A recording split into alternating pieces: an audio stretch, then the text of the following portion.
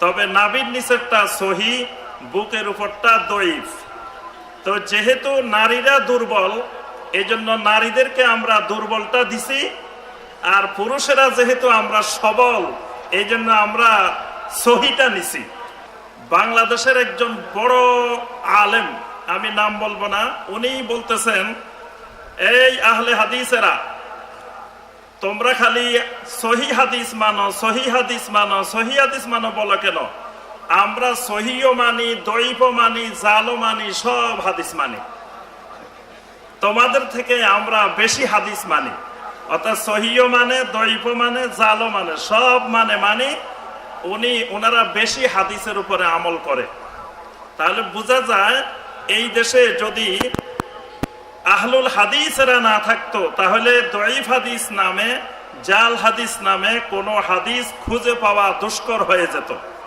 আলহামদুলিল্লাহ, আহলুল হাদিসেরা নবী সাল্লাল্লাহু আলাইহি ওয়াসাল্লামের হাদিসের অতন্দ্র প্রহরী হিসাবে এই বাংলার জমিনে দায়িত্ব পালন করে যাচ্ছেন। আলহামদুলিল্লাহ।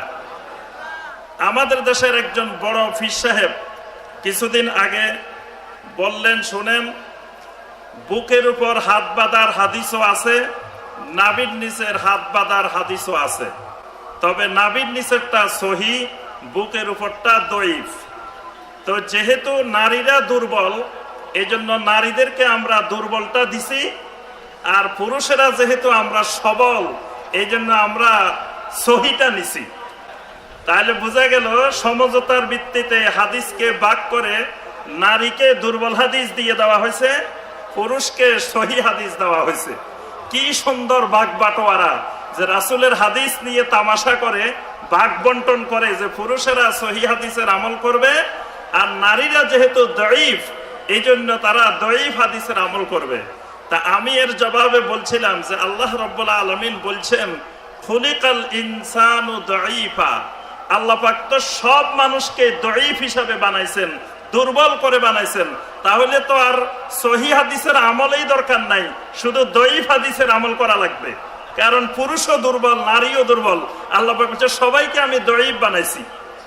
এই জন্য আমার সম্মানিত ভাই ও বোনেরা, আলহামদুলিল্লাহ, আপনারা দইফ আর মাউদু, জাল হাদিস, দইফ হাদিস সম্পর্কে আহলুল হাদিসের একজন সাধারণ, যিনি লেখাপড়া জানেন না, তিনিও কিন্তু এই ব্যাপারে আলহামদুলিল্লাহ অনেক সচেতন। হাদিস শুনলেই তিনি এটা মানার আগে জিজ্ঞাসা করেন, এই হাদিসটা সহি কিনা, এই হাদিসটা জাল দইফ কিনা, এটা যাচাই বাছাই করেই তারপরে তারা আমল করেন।